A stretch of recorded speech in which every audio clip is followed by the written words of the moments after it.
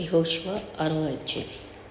ఆ కాలమున ఇశ్రాయేలీల భయం చేత ఎవడునూ వెలుపలికి పోకుండాను లోపలికి రాకుండాను యెరికో పట్టణ ద్వారం గట్టిగా మూసివేయబడేది.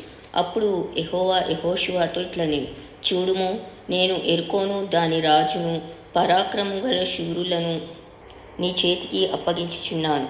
మీరందరూ యుద్ధ సన్నద్ధులై పట్టణమును ఆవరించి ఒక మారు దాని చుట్టూ తిరగవలెను. అలాగు 6 దినములు చేయుచూ రావలెను. 7 యాజకులు పొటేలు కొమ్ము బూరలను పట్టుకొని ముందుగా నడవవలెను.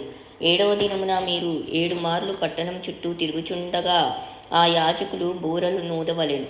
మానక ఆ కొమ్ములతో వారు ధ్వని చేయుచుండగా మీరు బూరల ధ్వని వినినప్పుడు జనులందరూ ఆర్భాటంగా కేకలు వేయవలెను. అప్పుడు ఆ పట్టణ ప్రాకారము కూలును గనుక జనులు తమ ఎదుటికి చక్కగా ఎక్కుదురు అనెను. నూను కుమారుడైన యెహోషువ యాజకులను పిలిపించి, మీరు నిబంధనా మందసమును ఎత్తుకొని మోయుడి. 7 యాజకులు యెహోవా మందసమునకు ముందుగా పొటేలు కొమ్ము బూరలను 7 పట్టుకొని నడవవలనని వారితో చెప్పెను. మరియు అతడు, మీరు సాగి పట్టణమును చుట్టుకొనుడనియు యోధులు యెహోవా మందసమునకు ముందుగా నడవవలననియు ప్రజలతో చెప్పెను. యెహోషువ ప్రజలకు ఆజ్ఞాపించిన తరువాత 7 యాజకులు పొటేలు కొమ్ము బూరలను 7 యెహోవా సన్నిధిని పట్టుకొని సాగుచు ఆ బూరలను ఊదుచుండగా యెహోవా నిబంధనా మందసమును వారి వెంట నడిచెను. యోధులు బూరలు నూదుచున్న యాజకులకు ముందుగా నడిచిరి. దండు వెనుకటి భాగము మందసం వెంబడి వచ్చెను. యాజకులు వెళ్ళుచు బూరలను ఊదుచుండిరి. మరియు యెహోషువ, మీరు కేకలు వేయడని నేను మీతో చెప్పు దినము వరకు మీరు కేకలు వేయవద్దు, మీ కంఠధ్వని వినబడనీయవద్దు, మీ నోట నుండి ఏ ధ్వనియో రావలదు. నేను చెప్పినప్పుడే మీరు కేకలు వేయవలనని జనులకు ఆజ్ఞ ఇచ్చెను. అట్లు యెహోవా మందసము ఆ పట్టణమును చుట్టుకొని ఒకమారు దాని చుట్టూ తిరిగిన తర్వాత వారు పాలెంలో చొచ్చి రాత్రి పాలెంలో గడిపిరి.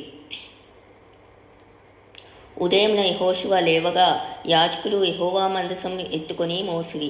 7 యాజకులు పొటేలు కొమ్ము బూరలను 7 పట్టుకొని నిలువక యెహోవా మందసమునకు ముందుగా నడుచుచు బూరలు ఊదుచూ వచ్చిరి. యోధులు వారికి ముందుగా నడిచిరి. దండు వెనుకటి భాగము యెహోవా మందసం వెంబడి వచ్చెను. యాజకులు వెళ్ళుచు బూరలు ఊదుచూ వచ్చిరి. అట్లు 2వ దినమున వారొక మారు పట్టణం చుట్టూ తిరిగి పాలెమునకు మళ్ళా వచ్చిరి.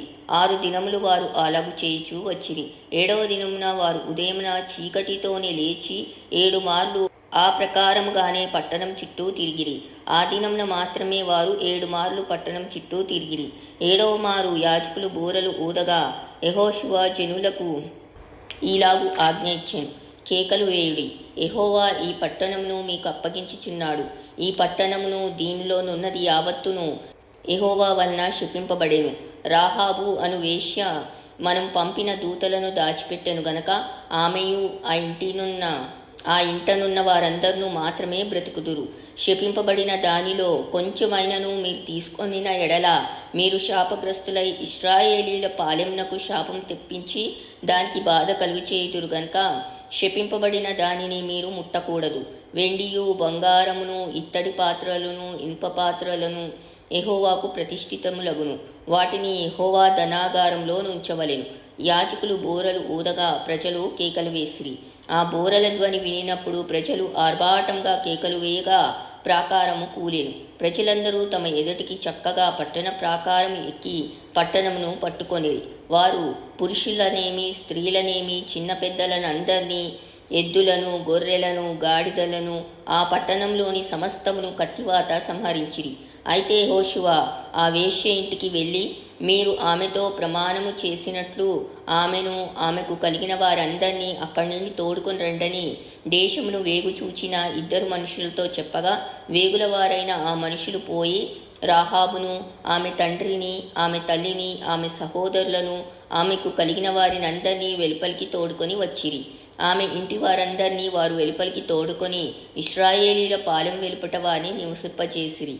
అప్పుడు వారు ఆ పట్టణమును దానిలోని సమస్తమును అగ్నిచేత కాల్చివేసిరి. వెండిని బంగారును ఇత్తడి పాత్రలను ఇనుప పాత్రలను మాత్రమే యెహోవా మందిర ధనాగారంలో నుంచిరి. రాహాబను వేశ్య ఎరుకోను వేగుచూచుటకు యెహోషువ పంపిన దూతలను దాచిపెట్టి ఉండెను గనుక అతడు ఆమె తండ్రి ఇంటి వారిని ఆమెకు కలిగిన వారందరినీ బ్రతకనిచ్చెను. ఆమె నేటి వరకు ఇశ్రాయేలీల మధ్య నివసించుచున్నది.